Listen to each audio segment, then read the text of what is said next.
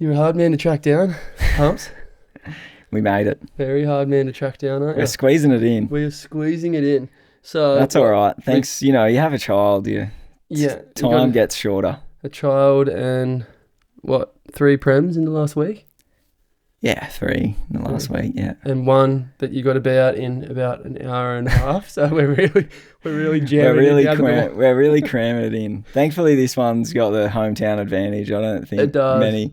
The last one we did was a few technical issues to begin with. Oh, really? Yeah. Up at the one. It was at the Milton Hotel again, so we can't do 2 in a row with tech issues. Yeah. What was it? Like just chords or something playing up? Or? Oh, the iPad ran out of battery and then it wouldn't reconnect. Wow. Yeah, pretty good. Yeah, I bought us a couple of mid-strengths. I nearly wore it on my lap. Holy shit. I see you're always cracking beers in these things, and I thought I'm a bit of a wuss when it comes to beer, so I bought a couple of middies for the lads. Yeah, good man. I'm only, when I go up there, I'm only allowed to drink the middies anyway. Did you know that? I think we all are. You're only... legit. Damo only lets you drink middies. If Dino knows, if I ask for a beer, he just gets me the midi. He's just like, no full ones for you, mate. Fair enough, though, isn't it, Gooch? Oh, it is. Well, Andrew. Andrew. It kind of feels weird coming out. I've never called you Andrew.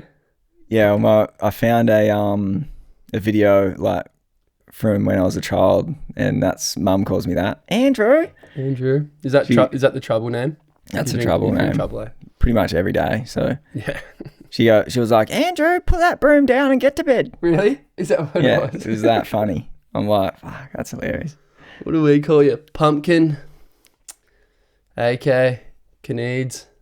Canoodle. There's a lot, eh?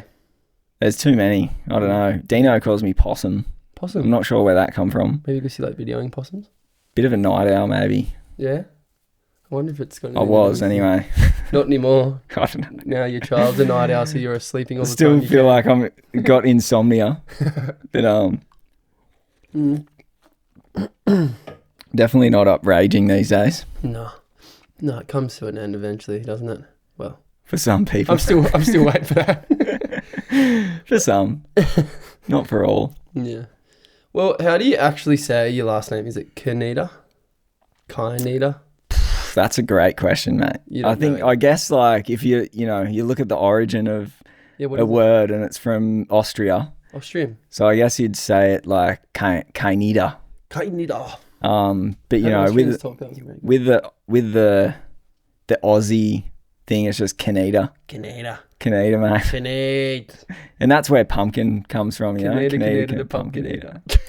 That's it. How good is that? Is that a Darcy Ward one? Darcy Ward special? Oh, of course it is. Has to be. Yeah. Good on you, Darcy. Thanks, Darcy. Cheers. So, Andrew, do you have a middle name?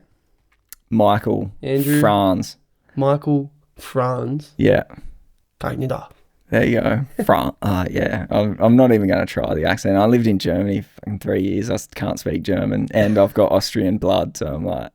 You don't want to botch it? No. Bring shame to the name. Yeah, I'm already bringing shame to it. But all good. Well, bruv, thanks for jamming me in anyway. We literally have jammed in the last hour and a half before you have to be somewhere. So we have got it down to the minute here, which is pretty good. But we'll start us off early days of Pumpkin.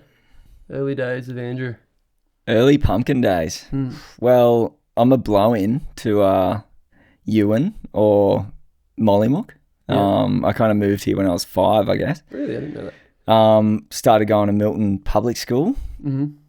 And then kind of maybe about 7, we moved to Carroll Ave, near Reef, just back from Reef. Mm-hmm. And lived there and the whole rest of childhood down here. And man, growing up down here was so sick. Yeah, it's weird. I just got a bunch of old, because I started filming when I was 13 or something. So I've got all these old tapes of us just being absolute rat bags. And I just got about 10 transferred to digital the other day. Oh, yeah. And just we used to camp at Potties like every holidays, you know, before they fenced it off to regen it. Yeah. It's up in the bush. And it's just carnage. Yeah. So, I bet. like, so that was like, I guess, our early life, just having a hell time going to Maru, going to Nuggin, going to Potties, like just tearing the place apart. It was you were a like, bodyboarder. Were you bodyboarding? I was bodyboarding, yeah. So you were just bodyboarder through and through, mate. Looking for the slabs, mate. Yeah, Looking for the dangerous rocks. hunting the slabs, yeah. So it was an easy transition to working with Russ, obviously. Yeah, fully. You know what you're looking for. Keeps me engaged. You can do it from a dry perspective. Yeah, most of the time. Yeah, true, actually. True, but not take away from that. Sometimes you're in the drink, aren't you? Sometimes on a ski getting salty, but... Yeah.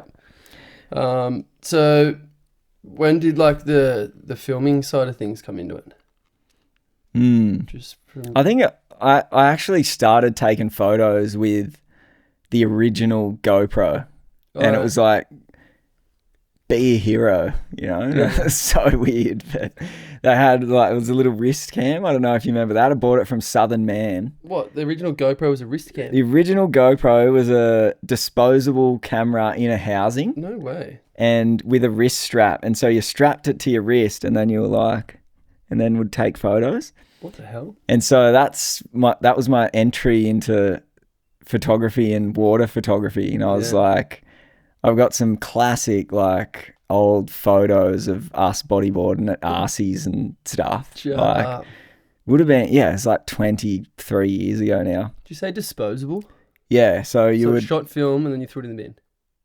No, you shot the disposable in the housing, and then you would take it out and take it to Coles back then. Get it developed at Coles. Wow. Because Coles actually opened when we moved here, because that's why we moved here. My mum got like a transfer from Tumut, which was where I was born, to Where's Tumut? Like near Wagga. And yeah, she got a transfer to Coles in Ulladulla, and then they used to, you know, all the supermarkets and the chemists used to process film back then. Yeah. So that's kind of where it started. And then I got a video camera maybe at about 15. And then I just kind of, I don't know. I think my aunt and her partner maybe inspired me a bit. They had like a Mac, you know, which was pretty big back in early 2000s, and were like kind of creative. And my uncle at the time was like a journalist photographer, and he was into surfing, and so I think I've still got it, like he went and documented Chopes, like the Billabong Pro Tahiti. Oh yeah. Sometime back then, maybe 2005 or 2007 or something. Right. And so I was getting really into So you were just watching that video. Yeah, and I was like, this is cool. Sick. And so I just started, and I was kind of shit at surfing, shit at booging, shit at skating. So I was just like, some of my mates were ripping. So I was like, I'll just film these guys killing it. Yeah. Like Marshy on the skateboard back in the day was going hard until he developed a love for surfing and never came back to the concrete. Yeah, that happens. It's a little bit less menacing when you fall on water. Bit more forgiving. Sometimes. Yeah. Sometimes it's definitely open to. Depends where you're hunting. Yeah. For sure. It's definitely not it's not 100% always safe sometimes. Oh no. And then so you just started filming the boys at the skate park just on a little handy cam or something, or? Yeah, actually the handy cam that I've got now that I filmed some of Russ's movie that we're screening tonight, I had the exact same model. Really? 20 years ago. Shut up. Seriously? And I bought it off Tim Cruden. No way. We used to work at Coles together, stocking shelves. Wow. And do you know about his old, because he used to film bodyboarding and everything here. He's got the craziest archive of the gnarliest bodyboarders in the world, like at Nuggin and Maru and whatever. Really? It's pretty crazy. True. I mean, like, yeah, I knew that he filmed, but I didn't know what kind of Yeah. what kind of gold he's sitting on there. I'm pretty sure it was a Dave Kelly housing as well, but Really? I haven't got that back. But yeah, it was pretty funny. I just saw it for sale and I was like, this is great. Bit of nostalgia. I remember this, yeah. And yeah, I guess I don't even know what you asked. I was just asking if you started off filming just with your Handycam. Yeah. Well, there you go. There's your answer. Yeah. We used to set it up on the rocks and like, because I'd want to surf as well, and we'd just set it up wide and then go surfing for an hour. Really? And just let it roll. And one time we did that at Arcee's and fucking a bomb set came and washed it off and broke it. Yeah, it was in the drink, like upside down with the tripod legs sticking out. And I was just in tears, just like 14, 15-year-old grommy, just like, me camera, like. No. I was so bummed. Oh, was there any of that gold footage? No, it was all gone because it was tape back then, so the tapes were scorched. They were salty as, mate. Fuck. That's hectic. But I learnt my lesson. Yeah. And then, so that was what you're saying, around 15. And then what about like your kind of later teens after school? Did you study anything? Or did you move away? I left school year 11 at the start of year 11. Yeah. I kind of regret leaving school. Really? I wish I stayed, but I think just those last 2 years of school are like pretty fun. Yeah. And you really make like friendships for the rest of your life, you know, in those kind of last 2 years. But I left and became a chef. Which was crazy. I actually started at the golf club. Yeah. Molly Golf. Molly Golfy. Yeah. And then after a year, I was pretty over it. And then I think Pitty was working at Bannister's. Dean Pitt. Yep. And someone said that he was leaving. And so I got his number and I was like, I heard you're leaving Banno's. I'm kind of keen to get a job there. And he was like, I don't know who told you that. I'm not leaving. Like by the sea? Bannister's by the sea? Bannister's by the sea, Pavilion wasn't there yet. The pavilion, no. This was a long time ago. Yeah, fully. It was before it was Rick Steins too. Oh, right. Head chef was Nathan someone. Right. And Pitty was like, I'm not leaving, but I'll see if they're keen anyway. And then they were. So then I moved up there and the guys at the Golfy were like, you're blowing it. Like, I was so rattled I was leaving. I was like, what do you mean I'm blowing it? I'm going to Banno's, mate. You're blowing it. No more snitties for me. Wow. I'm out of here. And then... Apprenticeship? Did you do an apprenticeship? Yeah, I did an apprenticeship. And so I did that. I was actually working with Dino and Damo. Yeah. And it was so sick back then. We're only open at nights. Right. And it was so chill. So you'd kind of rock in at 1, 2 and then work for one service shift and then go. Right. And it was closed Sunday, Monday. So we used to go like in winter. You would go to the snow, like you could go Saturday night after work, go to the snow for a few days, come back. Or in for surfing, you would like just surf in the morning all morning and then go to work. And it was mental. Primo, eh? Yeah. So good. Yeah. Was it the pool bar then? Like pool bar was then, yeah. Yeah. But you were in the restaurant and then pool bar was separate, or were you doing both? No, in the restaurant. In the restaurant. Yeah. Yeah. And then every now and then we'd do a shift in the pool bar or whatever. But yeah. And then I worked with Jean-Charles. Do you know him? No, I like the name. He's a French patisserie guy. I feel like I've heard the name. And yeah, he used to work at this skits restaurant in Sydney called Bank, which is like where all the best chefs of Sydney worked together, and then it closed and they all kind of went and opened their own restaurants. And so I worked for a guy that he used to work with called Justin North at one of his restaurants. And it was pretty hardcore in Sydney, and that was, I think I was 18, and you know, that was when festivals were pretty mainstream, field day, park life, sound wave. So I was like going pretty big. And then going to work. And working hard, like working crazy hours as a chef, and then just, you know, being 19 or being 20 or whatever. Playing up. Pretty fun. And then I kind of was like, oh, I'm done. Like, I'm going to get signed off. And then my wage went from, like, they offered me like $400 less than what I was earning as an apprentice, because back then you could only be paid by the hour as an apprentice. So you could make bank as a chef because you work fucking that many hours. Yeah. Even though it was only like $9 an hour or whatever. Yeah. And then I was like, oh yeah, all right, that's sweet. And then they signed me off and I was like, I'm out of here. And then I came to work at Cupid's for the summer with Damo and Dean again. Smithers was in there for a bit. Really? And made bank there, and then got a camera delivered to the kitchen like before Easter, and then we all went on a trip across Australia after that. And so I signed stopped off, cooking. Did some chefing, and then followed the boys on a bodyboard trip across Australia, and just had a good time, and then never went back to cooking. And that was the start. Yeah. I was like, I still love cooking, but cooking in a restaurant's just fucked. Pretty hectic, yeah. It's just too gnarly. So gnarly. I was like, two things, I can cook or I can film, and filming seems pretty fun. So I just did that. Paid off too. Bit of a yawn, mate. Yeah. It's only a mid-strength. Yeah, I know.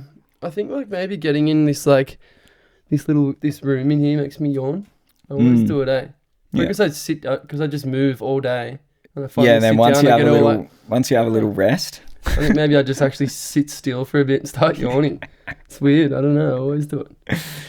Yeah. So you came back from that trip, and then did you go back to chefing at all, or was it like was that the trip where you decided, oh, I could do this for a job, this can be a career now?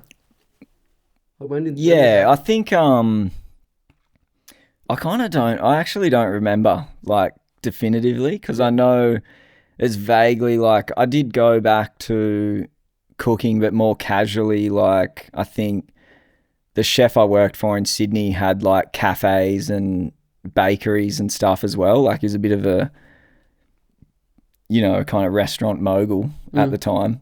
And so I think I worked for like one of his cafes to earn more money, because it's really weird, I guess, in any artistic practice, and cooking is an artistic practice in some ways. So, you know, if you're making shit food and you're banging out to lots of people, you can make a lot of money as a chef, or if you're working at a hotel or whatever. But in a fine dining restaurant, it's like all about the craft and the food. And so you're working a fuckload and not making much money. Yeah, right. And that's the same, like that's the same as film. Like if you want to work in TV on MasterChef or, you know, Married at First Sight or something, you can fucking make absolute bank. You know, you're selling your soul a bit. Yeah. So, I think I worked kind of, you know, they were just odd jobs while I tried to get a film career. And I worked for this company either before I went to Cupid's or after as like an intern, called Granger Films, and they kind of gave me a chance just based on all my surf shit that I did as at Grom. Right. And I'm still in touch with the guy who hired me. He came to our Russ and I's Prem in Manly on Wednesday. Oh, really? And he's a ledge. And so I guess gradually, you know, you just kind of build up, and then eventually it was like I can not work other jobs and I'll just do this now. Yep. But it's always a hustle. It's always been a hustle. Yeah. Like it's been always, I've been freelancing now for 15 years. And you kind of, maybe after 7 years, it's kind of like, oh, money's always been coming in for the last 7 years, so it'll be fine. Yeah. But you just keep telling yourself that. Yeah. But it's still fucking hard. Yeah, of course. But lots of fun times. Yeah. I mean, lots of freedom, you know, you don't have to go to work. Yeah. Which is sweet. You're the dictator of your own time, eh? Which is pretty nice. Nice position to be in. Mm. So you said before you moved to Berlin for 3 years. Is that what you just said? Yeah. What was that all about? Why'd you do that? I was actually moving to London. Right. And I went to Berlin on a holiday, and I just thought, fuck London, I'm going to stay here. This joint's bad. So, and when was that? 2000. Yeah, so I went to kind of Burning Man in 2013. In the States. With a friend. I met a friend in Sydney, and then we became really close, and he just got offered to do this like filming gig in New York, and then he went over there and just stayed there. He didn't come home. And then we'd been talking about Burning Man for a couple of years or whatever.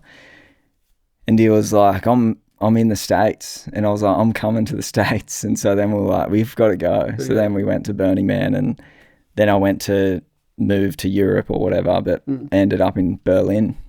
And it was just, it's just a fucking great city. From Burning Man to Berlin. Yeah, I certainly had some new experiences. I bet you did. Opened my mind and my world a bit. Oh, I bet you did, man. Which was pretty funny. What did you do in Berlin? Like, aside from the obvious. Yeah. Aside from Dolphin. Yeah. Well, it was actually. It was just like. Looking back, it's just like the best way to live a life. Berlin was, I think, to sum it up. It's like things were cheap, life was cheap. The rules were like, malleable. Pretty lax. So, if you kind of stayed in the lane, but it was a wide lane, it's fine, you know. can sort of do what you want. Which is kind of fucking great. A good way to live. And because things were so cheap, it's like there's not that pressure to have to work, to have to get a house or... Did you work? I didn't work in Berlin. I was working on the WSL at the time.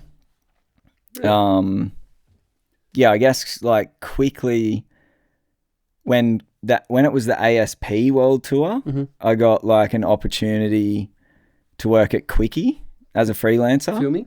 Filming. So when they had the Quicksilver Pro New York, in New York, they put an ad out on this site, and I just got back to them and I was like, I'm keen. Like, I'm a bodyboarder, but I know how to film like waves. Yeah, I know what to do. And so I kind of got a job at Quickie with Chris Smith and Kate back then. This was like 2011. And so that was kind of my start. And then it switched to I kind of worked for the ASP for a bit when it was on the Quickie events. And then it switched to the WSL, and then Kate and Chris migrated from Quickie to the WSL, and they were the producers there. And so I kind of just worked for there, but it was based in Berlin. So I'd fly to fly to Europe for the leg or whatever. Right. And then I did some freelance jobs. So I was away a lot from Berlin, but when I was there. I didn't work much when I was there. Sweet. Which was so fun. Like, no, you weren't doing any little jobs or anything, just nothing. I did the odd couple of jobs, but no, but just working, not really. Away, coming back. Yeah. Dolphin. Yeah.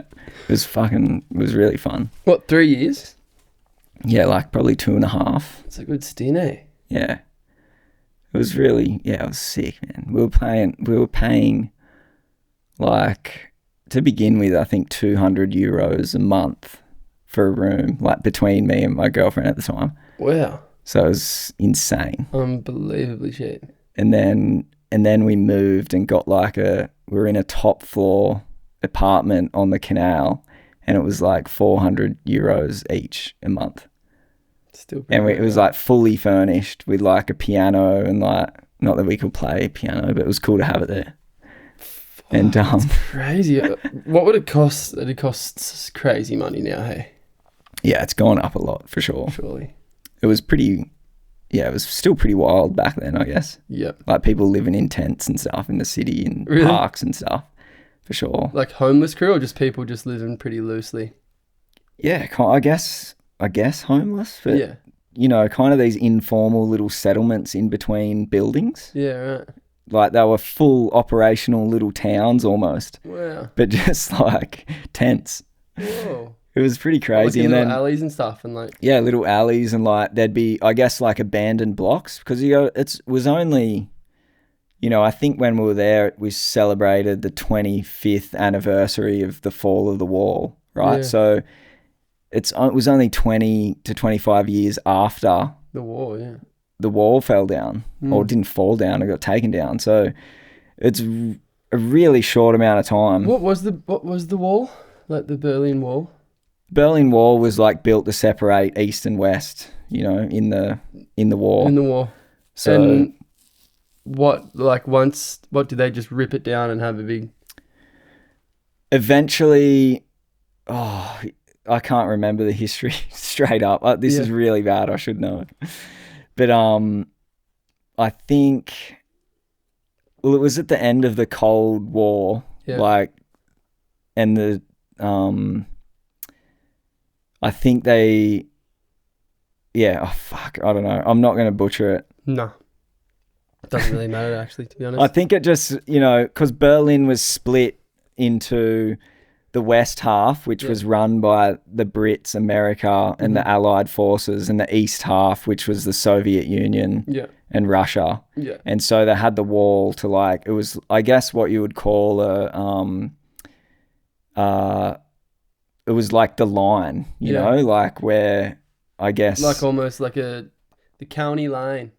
Yeah, pretty much. Or like the checkpoint, the boundary. Checkpoint. So you had to go from east to west, you had to go through a checkpoint with armed forces and stuff. Right. And so I guess eventually after, at a certain point in time, Berlin was able to reunify as one kind of established city. Yeah. Rather than having the divide, it was sort of like a bit of a symbolical of the unity. Well, to hand back, so then it was, I guess, run again by Germany. Yeah. And not by, not occupied. Yeah. Bit symbolic for independence or something. Ripped it down and then Germany took back control of their own homelands, I guess. And it's still there. Yeah. You've been? Never. Oh, be a bit scary for you, eh? Why? Might not come home. Oh, yeah. Yeah, that's why I've been like, I don't know, it'd be pretty vicious. It sounds pretty wild there, man. Holy crap. I haven't actually thought about the wall or the history for a long time. I guess that's kind of what happens, hey? Like over time you kind of forget and get occupied with the things that are happening now. Like that the current things are gnarly, with Gaza and Ukraine and Russia, and so you just can kind of forget these details. Yeah, forget the details of past wars and focus on the current. I guess. Yeah, well, I guess that's maybe all these leaders forget as well, like how bad war is. Yeah. Or we all forget, because everyone gets fired up about their their way is the right way and whatever, and then everyone's get so overheated, and then you go into that state, and then it's not until after that everyone's kind of like, oh, that's actually not very good. Yeah, fully. Everyone just kind of swings into it, and with steam coming out of their ears, and then goes, oh, hang on, maybe that wasn't the way to do it. Yeah, maybe steaming up's no good. Yeah, maybe not completely demolishing a whole entire place is not the way to do it. Definitely not. No, it's not. We'll get a bit more into that in a sec. I've got a couple of questions about that. But so Berlin, and then did you come home with like a vision? Did you come home to start filming more surf and? Did you have anything lined up, vision. I think I just, and it's probably where I am now, but I kind of like just missed nature. Berlin was fucking amazing and epic as a city, but it is a city and it's filthy. And I just kind of got over that and got over, walking into a venue, and it's just like everyone's smoking darts, and like it was amazing on so many levels. But I think over time that I was just like, this is kind of novelty wore off. Yeah, I was like, I need to get back to the ocean and to the trees, and growing up here, it's a special place. And so when I moved back, I kind of really had like a new appreciation for Ulladulla and surrounds. Like it's such a good zone. Yeah. That was your phone. You didn't put your phone on silent, brother. Mine's on silent. Is it? I swear mine's on fucking... Oh no, that was my phone. Classic. I thought I put it on airport, eh? Airport mode. Oh, it came at a good time. Ding. So did you, so when you came back, so how did you like get in sync with shooting Russ? Like getting like really involved with shooting surf? God. I don't actually know, eh? Like, so I think I was talking to him and he said something like, I only really met Kaineder, started working with Kaineder when he got back from Berlin. And I was wondering if maybe you'd been in Berlin and had an opportunity and came home for that, but no. Nah, so I just came home, and then I think, because I was away, like that was when Russ was coming into his kind of prime. Yeah. Oh, not his prime, he's in his prime now, but where he really started to put like a stamp on the scene, it was 12 till 15, and that's when I was away. And so then I came back, and I just, I've just always loved going on these adventures and going filming in wild places. And so I think the first time I went to Shippies, and it was with Damo again and someone else, and we stayed at Pitty's. And Birch, Russ, Brett Bircher, and Brett Bircher and Russ and someone else I can't remember was there, and we all stayed at Pitty's. And I remember we did the walk with Russ. Is Pitty from Tasmania? No, he's from here, but his parents bought a place there. All right. And I think he'd moved down at the time, or his parents were living there, and we just were all stayed there. Right. Can't remember exactly, but and then I remember like I was like, surfers are fucking blowing it. Like a set would come in and every surfer was like falling off on the takeoff and stuff, because back then it was kind of like, they weren't paddling into... Crew weren't nailing it yet. And I was just like, let the boogers go. Get out of the way, you stinking surfers. It was pretty funny. And and that day was pretty pumping, and Russ got like a couple, and he was like 15. And I just like binned all his footage, I'm pretty sure. And I don't know if I was in the spot for them either. Like it's probably my fault, but I just remember, like, I don't have any footage of him from that trip, or Brett, or anyone. None of it. And so that's pretty hilarious. But after that, I was just kind of filming it and kind of keen to maybe get into surfing. And I guess because of the WSL, I'd been working on the WSL and at Quickie for a while. Yeah. I was doing other surf stuff, and by then I'd done the short film with Derek Hynd. Oh, that's right. That was The Man in the Sea. Man in the Sea. So that was like 2015. How did that come about? I was in J-Bay working on the WSL, and it was actually the year that Mick Fanning had the run-in with the shark. Oh, yeah. And that afternoon after that, like, Derek was just out in the water. By himself? Just surfing, yeah. I think it was with one other person. And it was cooking. Yeah. And then the next morning, actually, I went out to film him, like, and I was swimming out there. And I was freaked out, but I was just keen. But a friend of mine knew Derek, and I was just like, if he's keen to do something, I'll just stay an extra 2 weeks. And I ended up staying in J-Bay for 2 weeks and just lived with Derek down at this house. What?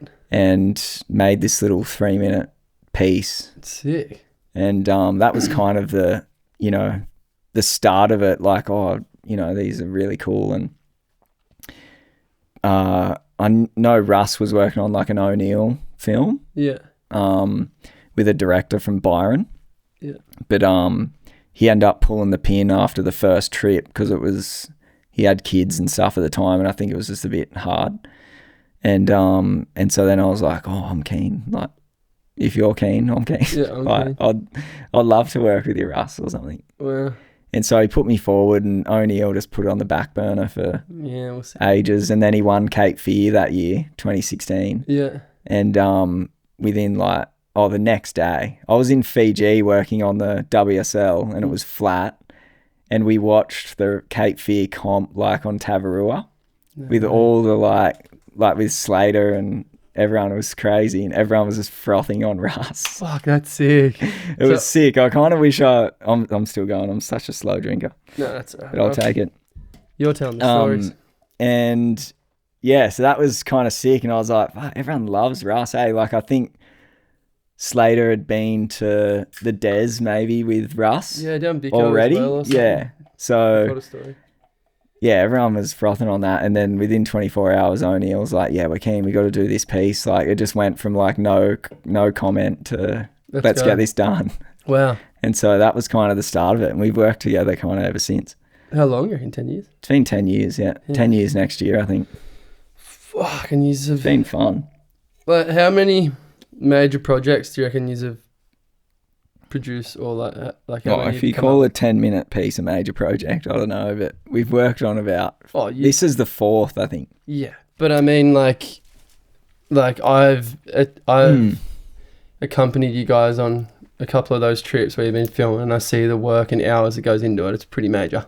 Yeah. Like whether or not the length of the film isn't not gigantically long and major, there's a lot of time and thought. There's a lot that goes into it, for sure. Fucking earth. And I think, with Russ he's so talented, and he's a good guy, you know. He's just a great egg, and good to travel with, and isn't he? Easy to work with. He doesn't have too much to say about. He lets me kind of run wild with whatever dumb idea I've got or whatever. Yeah. And he just kind of wants the waves to be seen how he wants them to be seen, kind of, and that's it, really. That's all. Which is cool. So it leaves the creative direction kind of to you, huh? Yeah, a bit. Yeah. Which is nice. Yeah, that's nice cool. To be able to take the reins, and he does the talking on his feet, and for sure, you do the talking behind the lens. Yeah, I guess you've got to, you've just got to also. I just try and. It's not how I would do every film, but at the end of the day, he's getting gnarly barrels, and there's not much variety in terms of camera work that you can do, especially not 10 years ago. So yeah, I guess you got to tailor the creative to that. It's like you can't be have all these different angles and different wave types and airs to barrels to small turns or whatever. It's kind of, it's pretty everything's very similar, and you're I'm focused on those, once in a year wave, that's amazing, and everything else just kind of falls away. And because that's what's unique about Russ, right? Yeah. He surfs the gnarliest waves and he's on point and getting the gnarliest waves. Every surf. So yeah, it's mind blowing. Is it mind blowing how nearly probably every session you get when the waves are big and good, he's getting that 1 in 1,000 wave? People spend years to get 1 or 2 of those, and he'll get one every big gnarly crazy session.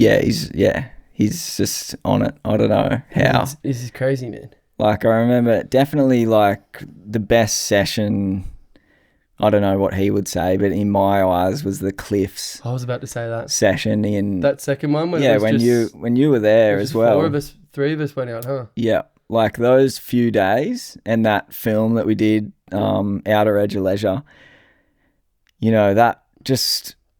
being there from the cliff, I was just like, holy shit, he's fucking got that many good waves. Dude, that was crazy. And then the year before we went there, and I think we went in November, and he got 2 waves that were almost unbelievable. Yeah. But he just got clipped on both of them. Yeah. And that was when Nath Florence got that crazy one as well. Yeah, I remember. So Nath's and Russ's were like on par. I reckon Russ's was like slightly better and slightly gnarlier, but he just didn't make it. I know. That's when he came out and just caught his nose. Did all the hard work. Yeah. Fuck, how annoying. And then the other one, it was like ran for ages, and he got to the end and kind of and just got like went. That's a make though. Yeah, it was pretty. It's good. He came out. He came out. He made that one. He did his best. That's a make. I consider that one a make.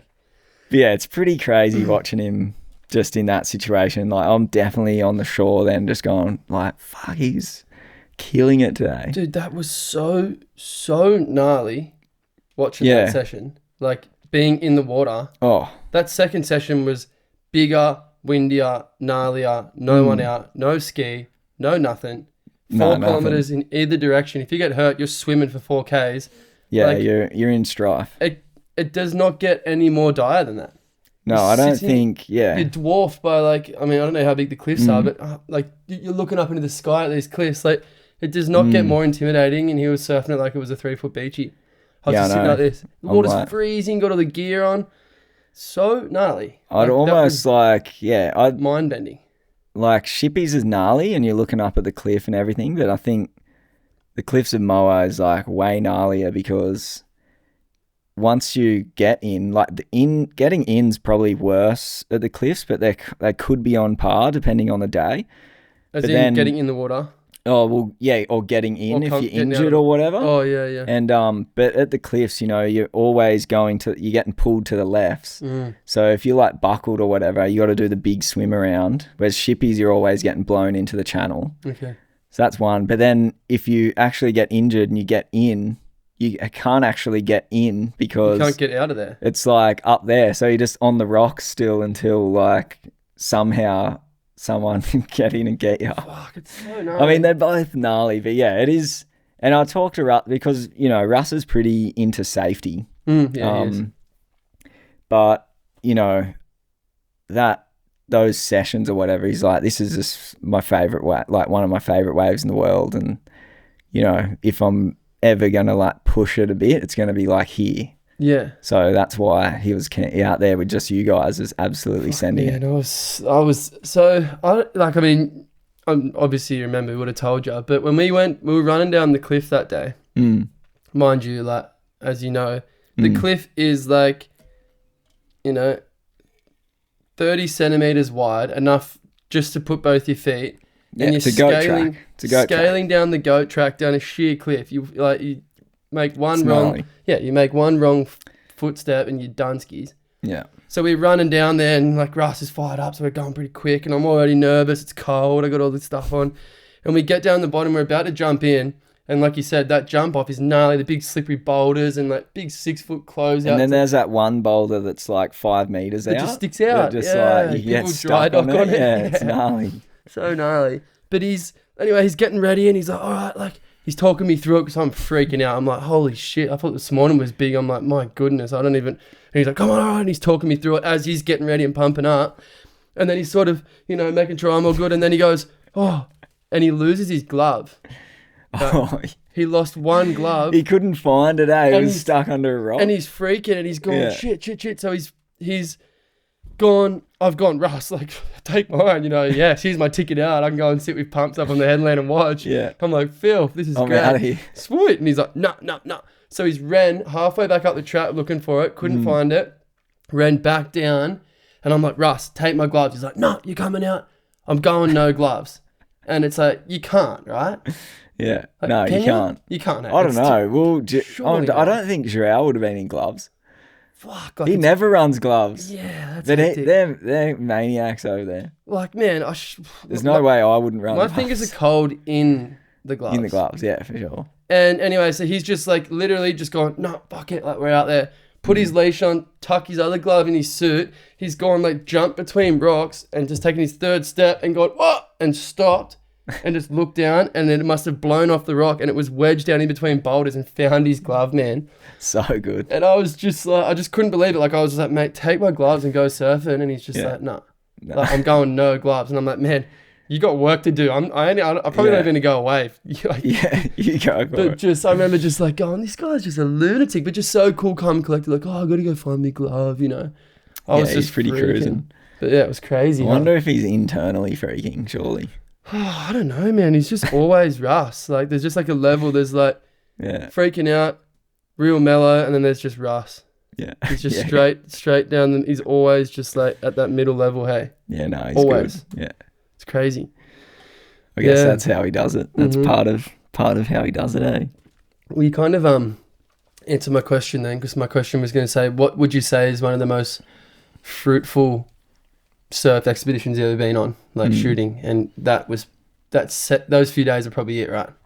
Yeah, they're probably probably for that, you know, one of the couple of the most special days ever. Yeah. You know, to have it line up like that. It's crazy. And then for him to be in the zone doing what he did, it was pretty, because I've filmed like some amazing stuff of like Derek Hynd in, you know, Noosa in a cyclone swell and stuff like that, or Noah Lane as well, going ham at Pampa. But just those couple of days, like, and just where it is, what it is, to be on that level is a pretty special thing to witness for sure. It was intense too, because remember the tides were real neat. So the low wasn't very low and it had to be real low. Yeah. So we were up at like 4 in the dark, freezing cold, running down the track with heat torches on. I was just like, this is so gnarly. This is not my idea of a holiday. It's hectic. It's definitely not a holiday. Fuck no. Morse didn't come for those reasons, did he? Oh, it was so gnarly, man. Oh, well, okay. Yeah.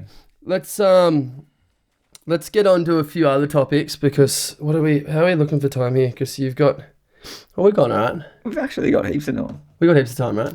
Keep talking about Russ. Okay. So, Russell. Oh, so no. Just like quickly before we jump topic. So, how long did it? So, Inner Mechanics is the one with all that footage in it. Outer Edge of Leisure. Inner Mechanics is the one that is premiering right now. Is the one we're premiering tonight. Yeah. In half an hour. In half an hour. Hopefully, Hopefully we make it. Kyle sent me Mick. This guy Mick, he's rigged everything up. I got there the Savo and he's just set everything up. Kyle McNally has given you a contact. Yeah, Mick, because he said this guy does the outside, and then he's like, I'd never met him before. I just got there and everything was schmick, like set up, so sick. What an absolute legend. And then he's like building, we couldn't figure out, we've just got like the, you know, small kind of house projector at the Milton Hotel. And so then we figured out, it has to be 4 meters from the screen. And then it's like, it's going to be in the middle of everyone. Like, and that's going to be kind of gnarly. So now he's like just rigging up a bit of mini scaffolding and like running it up the top just above everyone, so it's not in anyone's way. Like, it's just sick. So the guy's full proper setup. So he's a guru. He's the man. Absolute legend. Good on you, Mick. Mick who? Do we have a last name? Oh, I've got it, but I can't remember. Mick. Good on you, Mick. Anyway, good on you, Mick. So tonight you'll be premiering Inner Mechanics, but am I right in saying that Outer Edge of Leisure plays first? Yes. Okay. So I kind of made them as, like, I guess, a sequel. Really? Or made Inner Mechanics as a sequel. Like, they're meant to be a series together, like an anthology series. Like, it's not, they're completely different, but the idea is like Outer Edge of Leisure is obviously, you know, what it says on the tin, just kind of Russ going absolutely ham. And then the Inner Mechanics of Russell's Mind is kind of the extended title, is kind of just to try and give a little bit of insight into his personality, who he is, and like, you know, how he's such a fucking maniac. How he's a maniac, exactly. And so actually playing them together back to back works incredibly well, because by the time you finish Outer Edge of Leisure, you're kind of ready to like hear how does he do it. Yeah. So yeah, we weren't sure how it was going to go, but it actually worked sick. I'm fucking frothing. So, and we didn't really get to screen Outer Edge of Leisure because I can't remember, but I'm always just rushing to get Russ's vids finished. So, because at this time of year is always busy with work. Do you set yourself a deadline, like the video's got to be done by this date, and then just Well, they grind usually yourself into the have, ground, or? they usually, the deadlines are there, but I leave it till the last minute because, Are you given a deadline from someone? we kind of, with this one, for example, like the drop has to line up with where it can fit in O'Neill's kind of social schedule and stuff. And, Okay. the international companies like schedule, and then we were meant to release a month ago, Right. but I was kind of like delayed. Like, it's always gnarly at this time of year. And Yeah, you got a bit off. so I'm just like, I've had it locked in since January or whatever. And I'm like, I should be chipping away. Yeah. But you kind of don't know. Like, it wasn't until June when we got the wave that's the opening wave. And I was like, that's the opening wave of the film. And so now I'm just basing the whole film around that as the opening. Where is it? Here at home. Okay, don't say anymore. It's Don't say anymore. yeah, we'll keep it under. Just don't say anymore because I'm about to go and watch it. I don't know. I have no idea about what's in this one. I knew all about Out of Edge of Leisure, but I've got no idea what's in this. Yeah, well, you'll be in for a fucking treat. And It's so psychotic. do you have someone playing live as the film is screening? So we were meant to, but so the M1, Russ and Jay from the Gong, or Jay lives in Narooma now, but Russ W? Russ W, yeah. Oh, is he in the M1? So it's him and Jay, Right. who used to have a band called the Super Trip. Mm-hmm. I guess they do other things together, I'm not sure, but so they did the soundtrack to Flow State, which is an old film Russ and I worked on as well. Mm-hmm. And they did the soundtrack for this.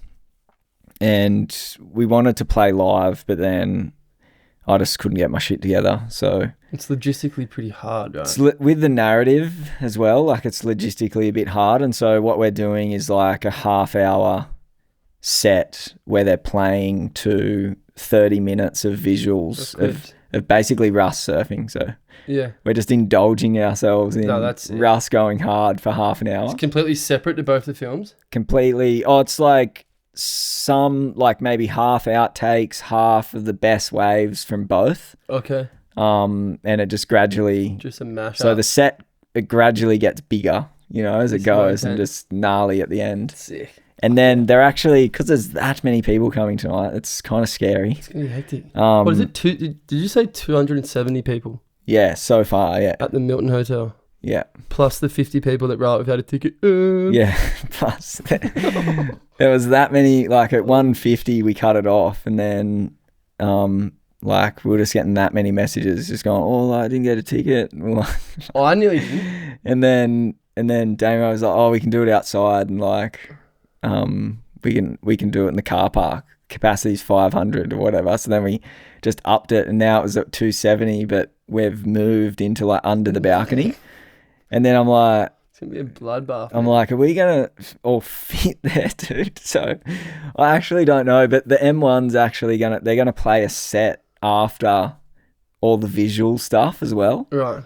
So that'll be really fun. Yeah. But I watched them in the Doof tent at Bloomfield recently, which was at Coolindale. And fuck, that was good. The festival was epic, and they were really fun, man. Really? They had a live drum, like real drums with a sick drummer, which made it mental, but like they'll be able to turn it up, I reckon. So it should be pretty fun. We got some fake turf down there, which I guess will turn into the dance floor. Bloodbath. Oh, holy crap. Wow, I'm keen. All right, let's Should be pretty fun. We'll keep this rolling just so we don't miss out on anything. So I wanted to dive a bit more into like obviously your political views, but more you're a bit of an environmental activist. Massively. I mean, you got the shirt on right there. Yeah. Which was your campaign. A preacher, What'd as you call. A preacher.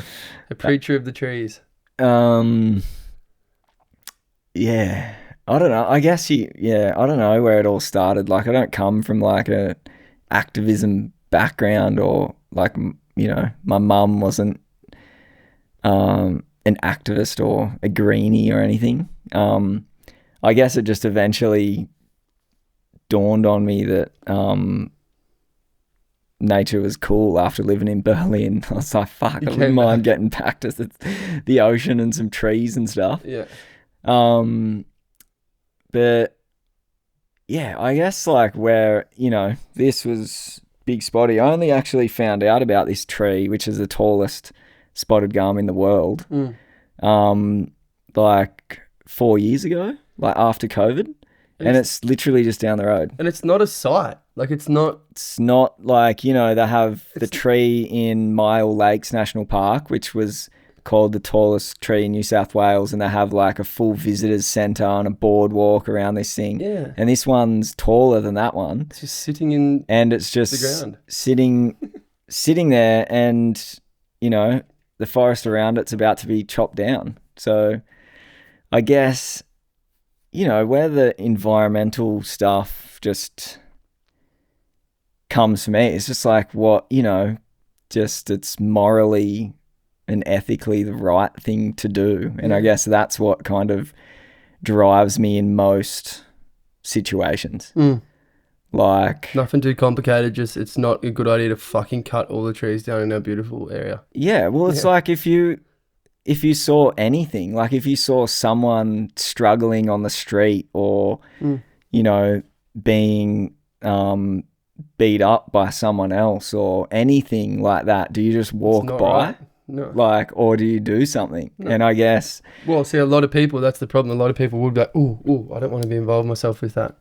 That's probably the reason that this is a problem. Exactly, yeah. So I just personally can't, like, I find it really difficult to, I know there's a lot, when you get into it's not black and white, the answers, but I think there's certain things that are, like plastic, for example, is ridiculous. We don't really need most of it, because as a society, as humans, we're so adaptable. Yeah. If we just like ban plastic, we just come up with a fucking another solution of how to do it. You know what I mean? Fully. No, like, and that's what, they banned plastic bags in supermarket, and here we are. You don't have people with pitchforks going, bring back plastic bags for free. It's all good. You just find another way to do it. And I think there's certain things that are just, they are black and white. Like, plastic is shocking, and it's just morally, the right thing to do to kind of advocate for an end to that. And so I guess that's where the environmental side of it stems. And, I guess I've got this, I'm no Mickey Smith or anything. Like, I'm no like incredible filmmaker or whatever, but I know how to kind of make something. Yeah. And so I just feel like, I want to use that skill set to tell stories that mean something, So, yep. And that kind of have a message, or that open conversations more so. And so, that goes with working with Russ or working on environmental stuff. Like, that's why I don't work full time in surf, because I like, the storytelling aspect to me is what kind of drives me. Like hearing what Russ is about under the surface, or like what's happening in the forest or whatever. Yeah. That's kind of what I'm keen on. So that's where the environmental stuff. And then you kind of reflect, like talking, probably Felix is going to do like a welcome to country and that kind of thing. And there's been a lot of tonight. Yeah. And there's been a lot of debates about that, but what debate? Yeah. Well, like people are like, oh, I don't need to be welcomed on my own country and shit like that. And, like, but is this like white people debating this, or Yeah, is this yeah. other Indigenous being like, No, this is white people, like, so what the fuck? there's all It's that. not your country, But it's not even about pretty that, simple, isn't it? Right? because so, you know, Felix was saying there's traditionally you're you know, you come onto the land, which is Ewan, whether you're from anywhere else in Australia, and you kind of welcomed onto this country and welcomed for safe passage on like moving around in Ewan, you know? Was this how the Indigenous people did it before all of this? Is that what you're saying? Yeah. Yeah. So the different clans, when they go onto other people's land, then, you know, you would have to be welcomed by the local people, you know? The local clan, yeah. And so then it was, you know, I only learnt this yesterday, but he said traditionally you would exchange gifts. Mm-hmm. So, and that's what he wanted to do tonight instead of payment, you know, to just exchange a gift, because that's what, you know, traditionally was happened. What's the gift? The gift tonight is just dinner. Oh yeah, fancy dinner at the Milton Hotel, which is a fucking big one. That's a hell gift. Chef's hat and all that. And then so like you're giving him that gift, and he's giving you the gift of his service of doing. Like the safe passage of being on Ewan. But I think you know, above anything, it's like it's not even about that. It's just about respect for culture and respect for other people in general. And like, of course, we you know, I loved Egypt and like mummies and all that kind of shit back in the day, but like, and that culture was there and doesn't exist, you know, as it did anymore. Whereas like this culture in Australia, Indigenous culture, is older than that, and it's still here, continuing today. Yeah. And that should be something to be celebrated. It should be celebrated, like that we sacred, eh? And just, you know, like what's happened in Australia has happened now. And I know there's a lot of trauma for Aboriginal people in that space, but you know, I was born in 1990, as you were probably born after that. 95. And so I think where it is now is like just coming together and moving forward. And that's kind of what I'm just keen to do and keen to learn about the local area. There's so much shit I didn't know. Yeah. Like Nuggin, for example, there's a midden there in between the beach and where you change. Like all that rock shelf is an Aboriginal midden. So where they used to gather and eat, so shellfish, seafood, all that kind of thing. So there's just like piles of shells under the rock shelf. And, you know, I personally have been going to that wave for 20 years, and it was only a year ago that I knew the significance of that spot. And so it's just kind of like, you know, just open your ears and your eyes and be a bit more observant. And be open to accepting the information and because it's kind of cool. It's so cool. Like, it's amazing to have that history. And, you know, that's just the tip of the iceberg, obviously. Yeah. But yeah, that's kind of, you know, I guess I'm just, it's just so fascinating. And I think we kind of just get a bit lost without having any like deep cultural roots in any way, you know, like No, we don't, no. If you lose your family or, you know, you lose your friends as like a white person with no religion or anything like that, you just can be lost. Just be like sad and be like... Yeah, and like who am I? Who are my friends? Or, you know, and we've got this whole mental health crisis happening everywhere. And it's just...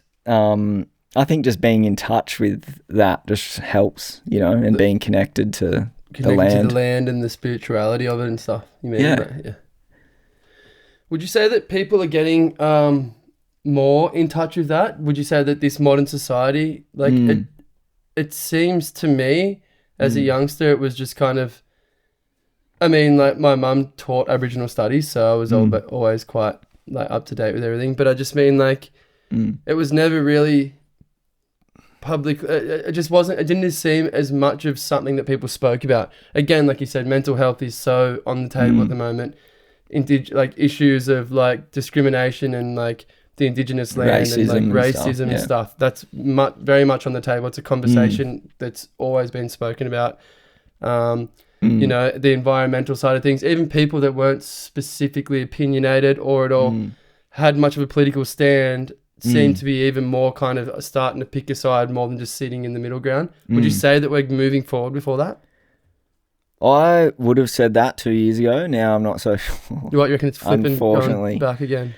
Well, you know, I think it's the same answer that I thought, you know, Scott Morrison was a sure loss for the Prime Minister like 6 years ago, whenever that was. And I was living in Marrickville, obviously living in a bubble, thinking that the world is better than it actually is. Yeah. Because of the people I'm surrounded by. And so, you know, I would like to think it is getting better, and it is getting better in so many ways. But I guess the minority that are charged up and speaking up against that stuff, against what I believe to be right, anyway. I mean, it's pretty straightforward, isn't it? Well, it's pretty straightforward, you would think, yeah. Just be nice to other heads. Be nice and don't be racist to people that were here before you. It's not that fucking hard, is it? Yeah. Well, anyone, not even, yeah, but I mean, yeah, on the basis of that kind of conversation, like, fuck. It's, repping the hat, actually. This is Elle's hat. Yeah, you're all over it. You got the spotty shirt on, you got the Indigenous hat on. Yeah, repping. Fucking hell, pre-planned. And yeah, I kind of forgot my train of thought there, but I guess the answer is, like, I hope so. Yeah.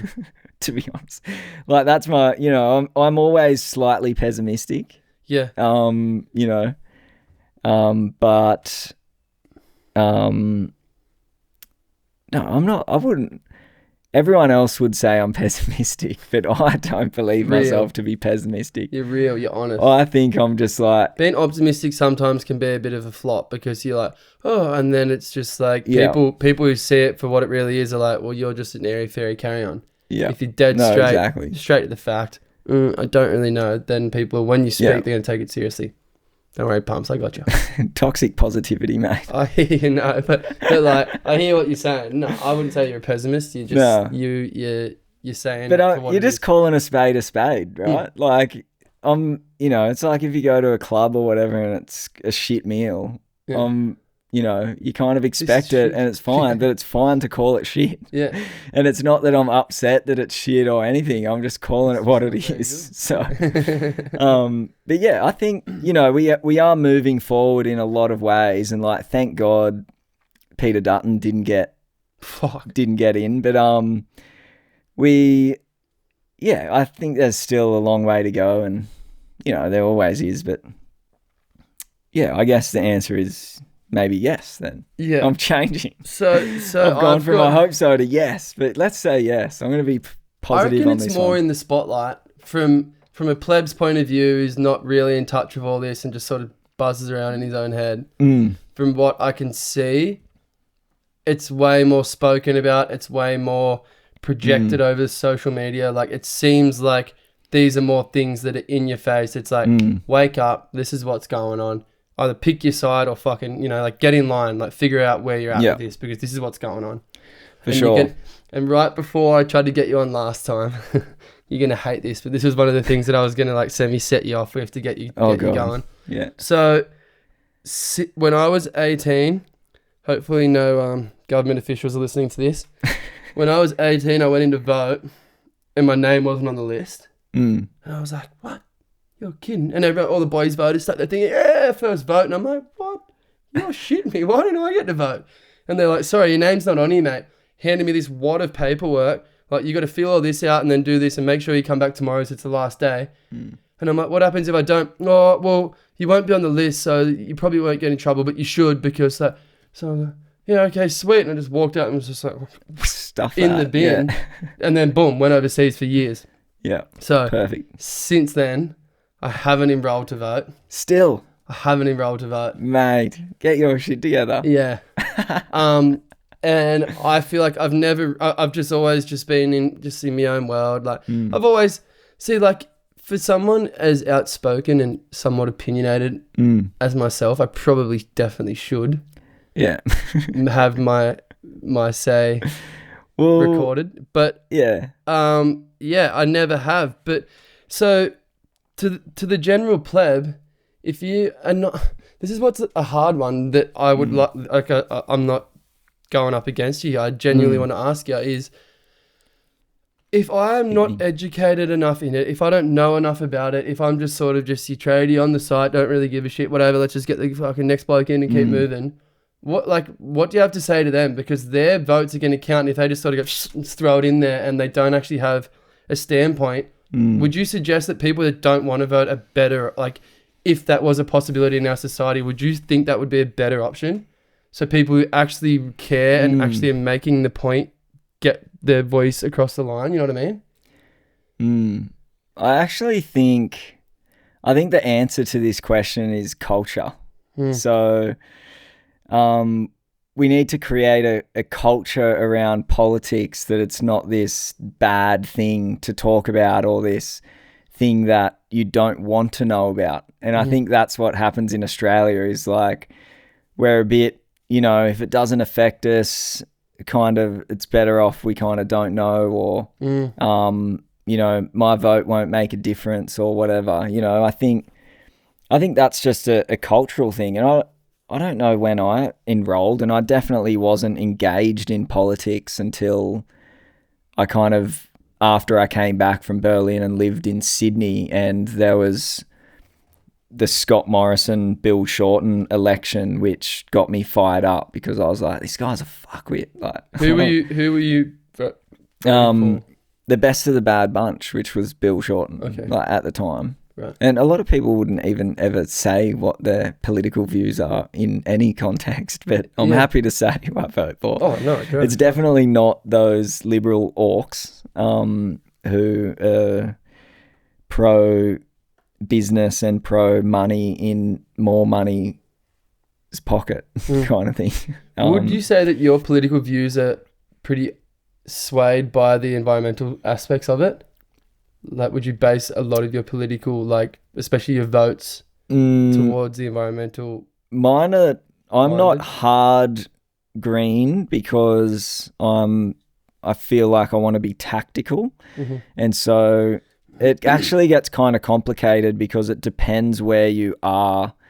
So, for example, last year, or it was at the last election, I'll just say, the seat of Gilmore, which is where we live, or where I used to live and where you live here, was a really tightly contested seat. Like, I think the year before, Labor won by less than 1% or something. Right. So the potential to sway the vote here was massive. So it was really important to vote. Okay. So you should have.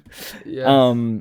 But it's kind of, it more affects you in the local area. So I think I would base my vote on that. Like, if I lived here at the time, I would have been seriously considering, making sure Labor would at least beat Liberal. You know what I mean? Like, because voting an independent might have been a throwaway vote or whatever. And it's way more complicated than that, and it's dumbing down. But what's great about Australia is we have the preference system. So in America, you vote for who you vote for, and if they're not going to win, your vote's binned. Whereas in Australia, you get to choose 1, 2, 3, 4. Yeah. And so if the person you put as 1 is not going to win, then they go to the number 2 vote. So they kind of count all the 1 votes, and then they get the top ones. And then if it's 2 even, then they go back and count all the number 2 votes, and they add to the ones. So then so you actually get like a chance to kind of tier your votes, which allows more freedom in who you vote for, which is much better outcome for all of us. I'm going for him, he lost. Yeah. Or like, I won't vote for him because he has no chance. Yeah. And then I'll vote for this guy. And so the preferential system allows more flexibility, which is sick. But yeah, I mean, I don't know. I think, you know, Mum and I didn't talk about it when I was a kid. You know, I don't know many people who talked about it with their parents. No. Unless, you know. Weird stigma, not a stigma, but people, it's a big part of the Australian culture just being like, whatever, we're just fucking do what we're doing. And I think because it needs to change. Like, I mean, I'm sitting here right now, one of them. Not one of them, but I've just... Yeah. I think my major thing was I was abroad so often and speaking with friends who were abroad. They're always getting fined and always getting this and that because they didn't vote. And it was a hassle to do this and that. And I was just like, I'm not doing it. But now I'm home, essentially, most of the time. I probably... You should. Probably should. You should. Probably should pull my finger out. Sign up, mate. Probably should sign up at 30 years old. You know, ultimately, we live in like a society with a lot of people, you know, and we need to try and figure out ways forward to all exist together. Yeah. And I think, you know, voting and politics is an important part of that. But no, I agree. You know, I think as well we've been sheltered in Australia because... You know, there's only 30 million or so of us now, and we have this enormous country, and we're wealthy because we, you know, ship off oil and coal and steel and gas and stuff. So we don't need to be in tune with politics, or we haven't needed to be as much as Europe or America or other more populated countries, because it's kind of, we can just get away with it not affecting our day-to-day too much. Until, you know, I feel like it's only really, it's either me just getting a bit older or us becoming more aware through the internet, or That's it is just getting worse. It could be all three of those things. But definitely now it feels like a lot more like we've let things go for too long. And now it's like, like it's impossible for someone your age to get a house, you know? And, you know, you're lucky now and I'm lucky to have that. But there's a lot of people our age that can't, you know, and it's such a struggle. And so those things, they're important. They're boring as all hell, but pull your finger out and have you say, just that's your message for the people. That's the message. Just a part of living. You don't, like, it doesn't take that long. There's that many websites now. Like last year you can log on to, I can't remember what it is now, but it was like vote, you know, I mean, ABC did Vote Compass, and there was a whole website. The guide to voting, The guide, and like there was a whole website that, you know, broke it down into dot points of what every party stood for. So like in 2 hours you could do enough research to make an informed decision. Like you don't have to spend years knowing the ins and outs of parties. Nah, there's no excuse, mate. There's no excuse. Get on the program. I will. I seriously will. Like, and last time I was pretty passionate about who I wanted to win, and I didn't have a say, which is a bit stupid. That is dumb, mate. But that's all right. I'll handle that. All right. Well, we're gonna have to kind of jump a little bit forward here. Sweet. Not to just completely flip the topics, but no, we'll get out of that. We'll get out of that chat. We are against the clock. We're already kind of ticking into a bit of overtime here, but is that all right? Yeah, it's fine. We're at 5. All good, mate. All good. Okay. So, like... We're here now. Let's just make it happen. Yeah. That's what I think. But it's not my head on the chopping block, so it's not my place to make that call. Russ can sort it out. Let's talk a bit about, like, you filming documentaries and stuff, and some of your nature cinematography and stuff. I want to hear a bit more about that. I guess so a close friend of mine, Ed, and another friend, Dan, started a company together, and he's an old bodyboard filmmaker, and we made a film together in 2015 with Ben Player, called Far North. And halfway through the shoot in Scotland, he was like, I've got this opportunity. I've got a bit of funding to go and make this wildlife film, and this is what I want to do. And so he just left the surf film to go and do that. and he'd studied zoology. And who's this? Ed Salto, his name is. Ed so he's like Salto. a close friend. And then that was the start of his kind of wildlife career. So he's just done wildlife ever since. And so every now and then they would call me up to like go and assist on wildlife gigs. And because, you know, you're in a remote place with the core team for like weeks at a time, living out of everyone's pockets, and they're big days and big sessions, and he just, you know, he always just want to go with someone who you know. So that's kind of where I started. And then during COVID, the production companies couldn't fly cameramen to Australia. So then, and natural history was booming at the time, like Netflix, Disney, Nat Geo, like BBC, they were all creating like so many shows in natural history. So natural history as in just like wildlife docs, David Attenborough stuff. And so then I kind of, and it was after the bushfires. And so Ed put me in touch with the producers of a show called Animal on Netflix, because they were doing this scene about the bushfires and koala recovery. And so I had all this stock footage that I'd filmed on Noel Butler's property while I was making a short film with him called Morning Country.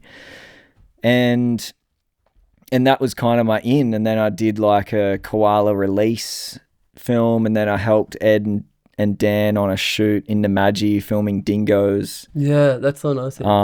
Which was epic, like 4 weeks just following kangaroos and dingoes. It's like amazing. And and then I just got they gave me an opportunity to shoot like my first kind of sequence, I guess, with koalas. And so I did that with Skatey, actually. Skatey came. What, Sean Clark? We went to, he's always been a wildlife nerd. Really? You know? Yeah, he just loves like lizards and snakes Really? and stuff. Yeah. What? So I thought it was going to be a new career path for him. I thought he was just a bit of a grease monkey. No, he loves, like he's such a little nerd on animals. Like he loves it. Yeah. So he came and we did that. And then I filmed with the guys. I actually filmed on a few shoots for that show. I did some seal stuff, and then I went to Byron and filmed dolphins for a few weeks because they wanted like surfing dolphins. And then I did, I assisted on The Mating Game, which was like a David Attenborough piece on mating. They were doing something on kangaroos. I think the episode was called like Grasslands maybe. And we just drove around in a car with a camera rigged to the front of it. So there was no need to kind of film on that because they just had a tech, you know, it's like a video game. You just have this big board and he just moves the camera and you drive around. And I just got linked in with that because I'd just been in that area and I knew the environment and the animals and all that. Yeah. So it was just like, we can either take a week to figure this out or we can just pay you, and we've kind of already got it figured out. So you were like paid to be a guide almost? Pretty much, yeah, in that. And I just took photos, which was sick. Yeah. And then I just done like a few things every now and then. And I fucking love it. But then I had a kid. I was meant to do a koala shoot again, because that's kind of how it works. Someone else wants to do koalas, and then because you've done that animal before, you're already ahead because you know the behavior, you know how they interact and how to do it. But then that was when Lou was about to be born, and so the shoot got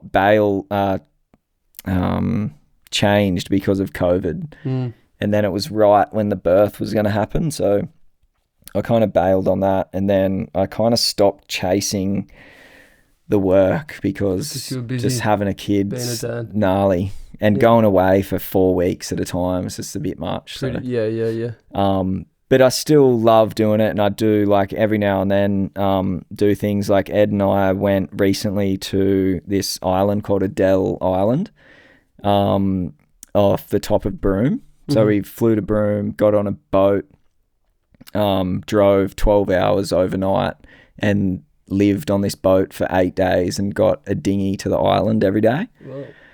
And we were filming this behavior called kleptoparasitism, which is where like other animals steal other animals' food. Right. So in this instance, it was frigate birds and masked boobies. And so I like frigates.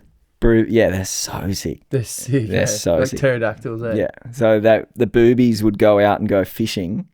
And then as they would come back, the frigates just hover and then just hone in on one.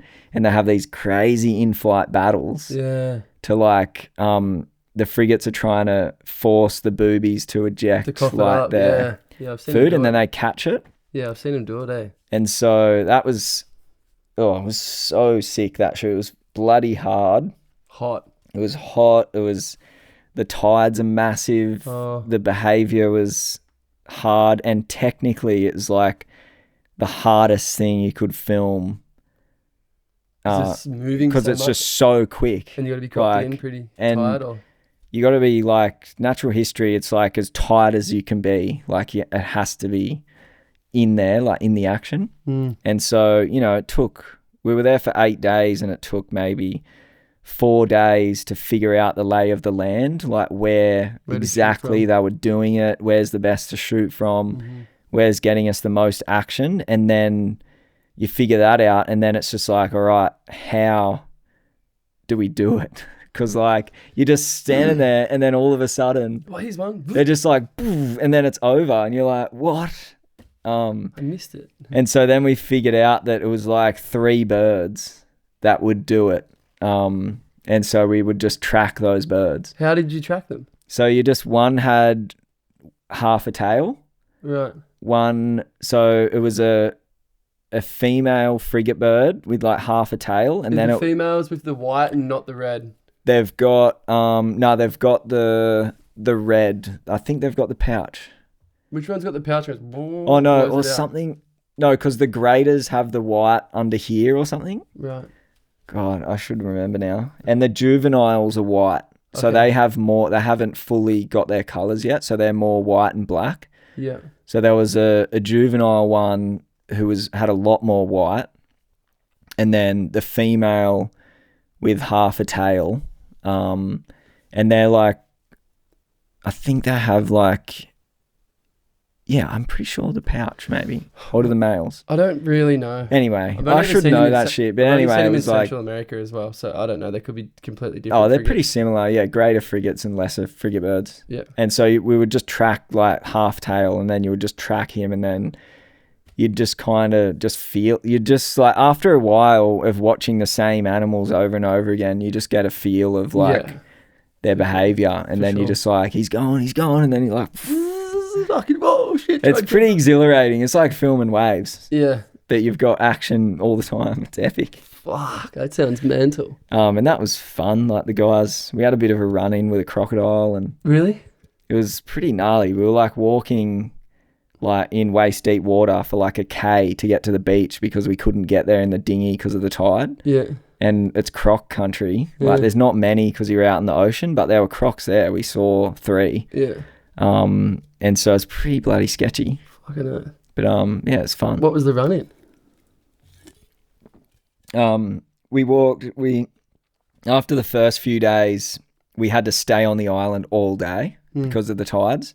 And so we were that hot in the middle of the day, and we're like, let's go for a swim. And we walked like a K1.5 across this sand flat, just in the middle of nowhere, and got to the end, and I was like, is that a fucking croc? And then we were just like, what? No way. And then we went up closer, and it was just this like 2-meter croc just hanging on the edge of the bank. No. And it pissed off, thankfully, and we went for a dip. Wow. And then on the last day, we were coming into the estuary, and we were like, oh, there's some croc tracks. And the dude was like, oh, we'll just drop you off here, sweet. And then we got off with all our gear and stuff, and then we thought, fuck, those tracks are not going into the water. And so we followed the tracks, and then there was this massive croc just on the edge of the bank. Really? So fuck, man. we just like salties, yeah? Yeah. Yeah. Crazy. Our bird guide there is called George Swan. He was like this classic British lad. His name's Swan. Name's George Swan. Wow. He's an absolute legend. And dude, he would just get dropped on the island at dawn, stay on there till dusk, and then come back and just have 3 beers, pass out, and go do it all again. And he'd just come back that burnt, like holy shit. he just frothed on birds. Mr. Swan. It was sick. I could nearly do a job of that. I love birds. Oh, it was classic. It was just like he'd drink a couple of beers even during the day when we started being on the island all day, and then he'd just be snoring under the like canopy thing. Like, it was that funny. Wow, George Swan, what a lord. Such a ledge. But yeah, that shit's real fun. And then like you've been shooting the greater gliders, right? A bit. Yeah, is that and for that's a like, project or just you doing something that? That's for like conservation stuff with WWF mostly. Oh, yeah. About greater gliders and losing their habitat and whatever. Mm-hmm. Yeah, and yeah, I guess I don't know. It's just pretty fun.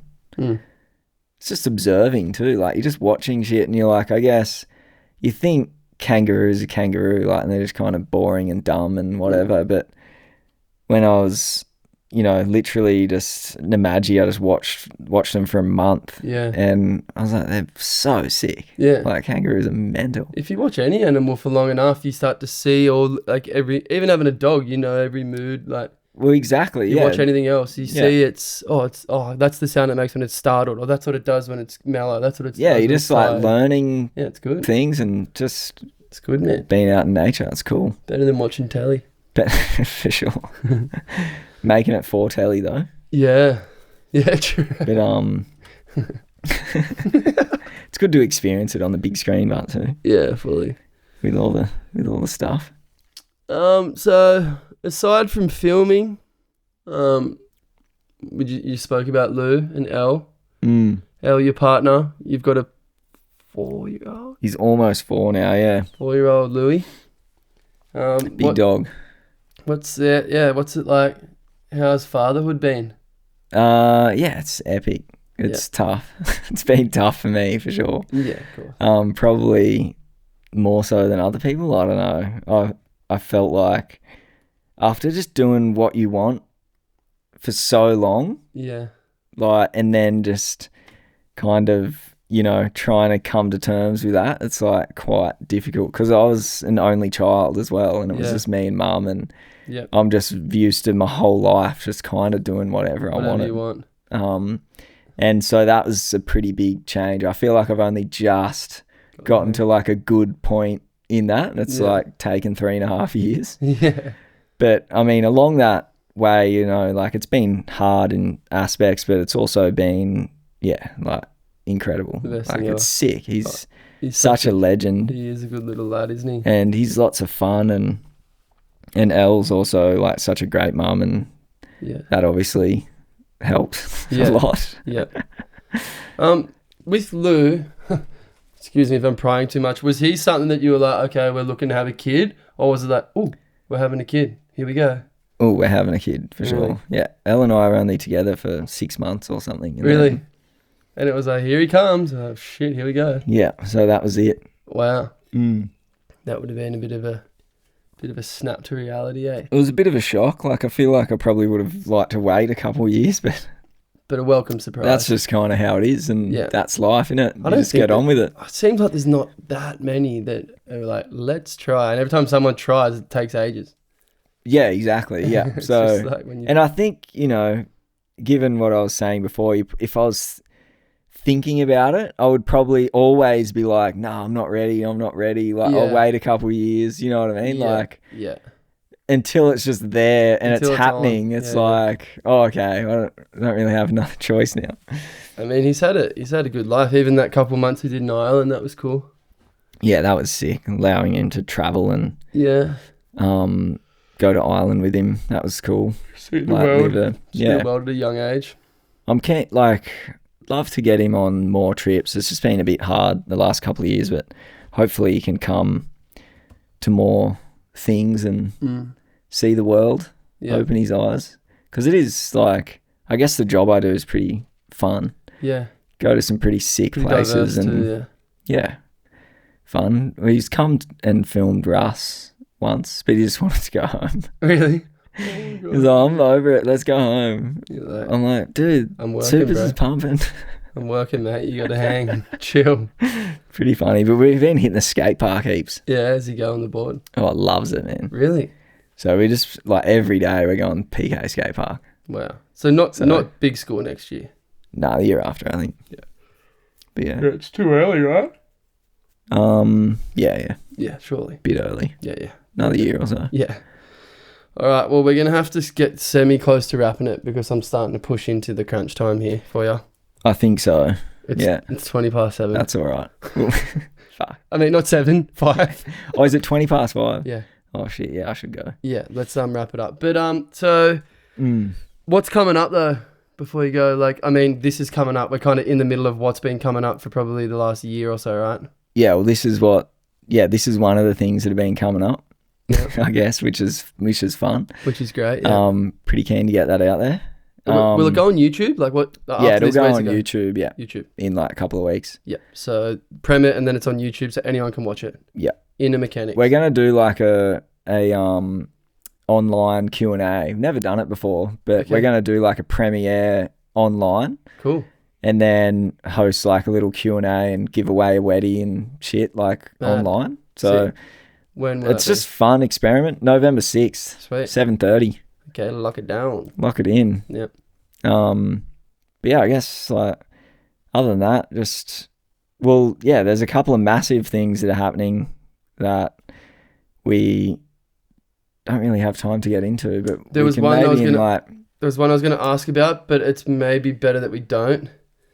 To do with a friend of ours and ocean activity. Yeah. But potentially not the good kind, but we won't go any further than that. All right. Because that's something that's under wraps at the moment, right? Nah, it's not really under wraps. Okay. But we can be on the surface. Okay. So I guess Brett Bersher, grew up here. We actually grew up like 200 meters from each other. Yep.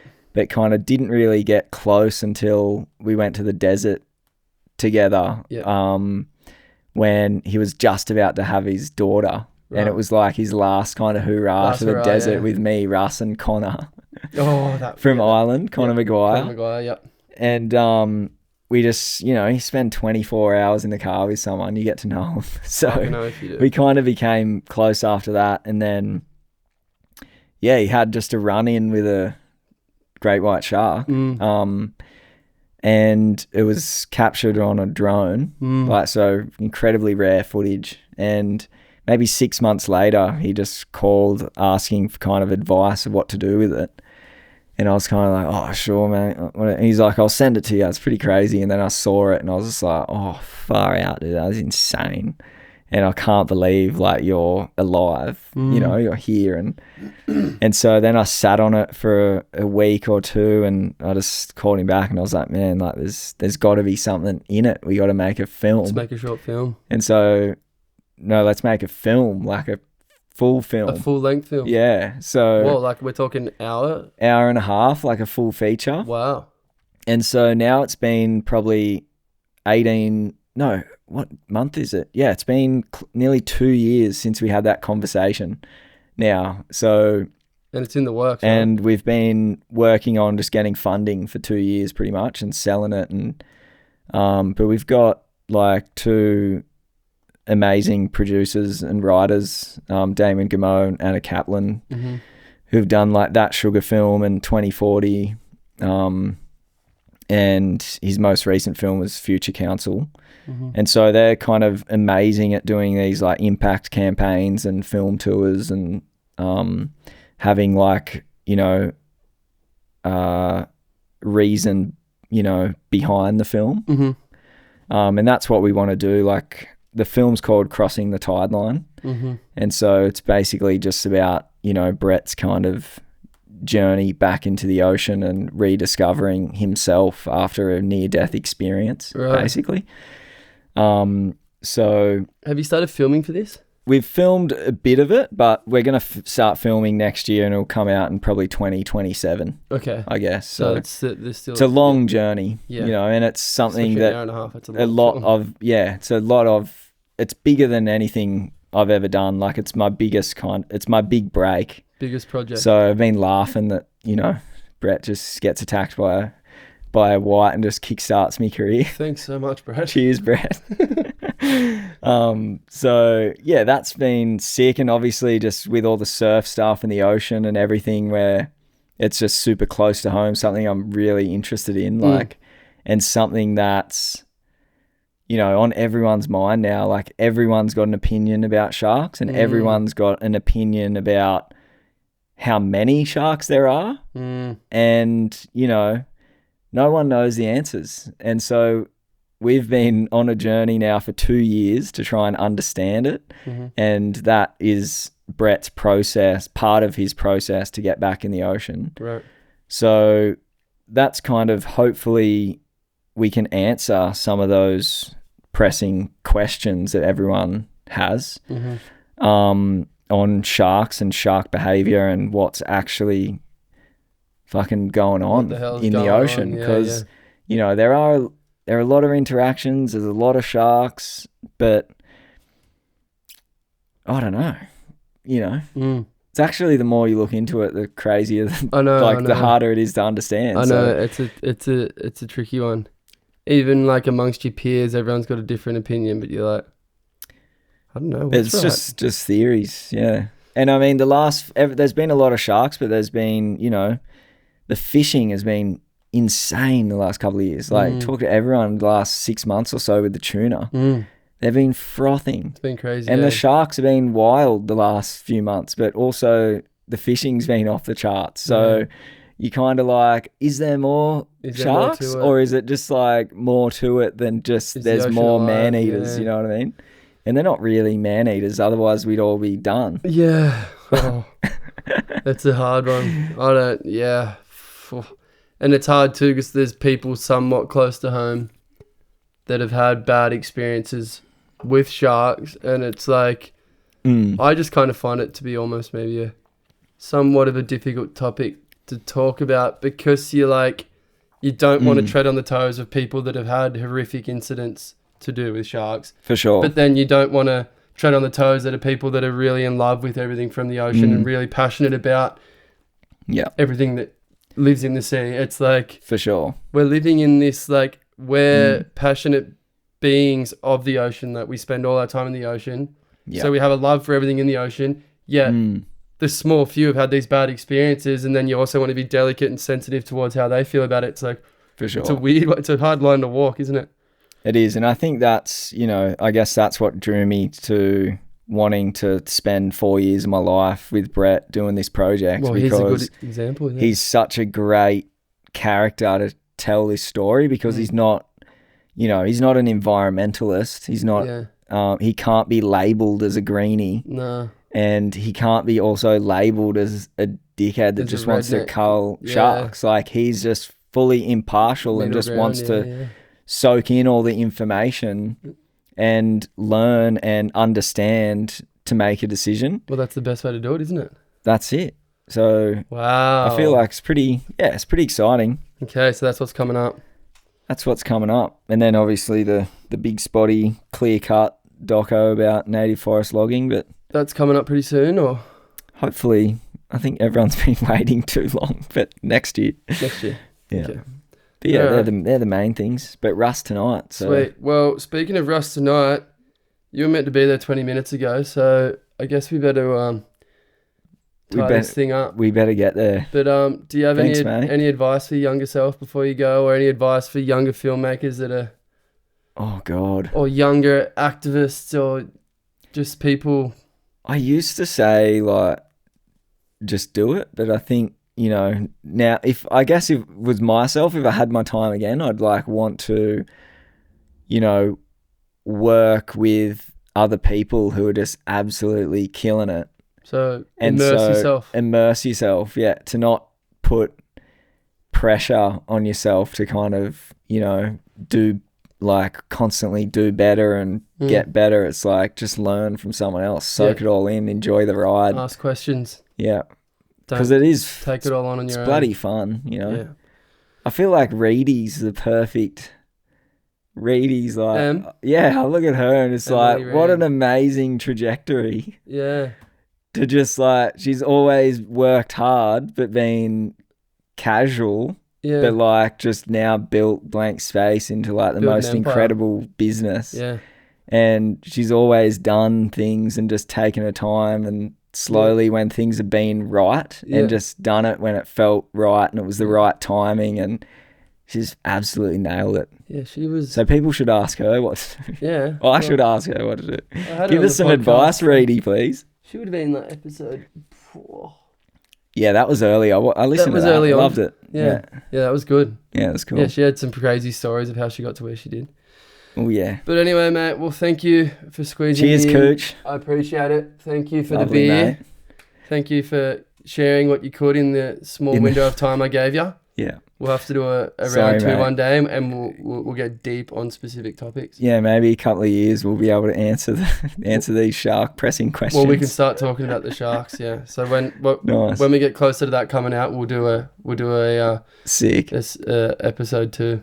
Mad. Well, I'll see you tonight, eh? Yeah, I'll see you pretty soon. You better get up there and start plugging in those chords, mate. I better. All right, good on your pumps. Love you, mate. Cheers, brother. Cheers, bro.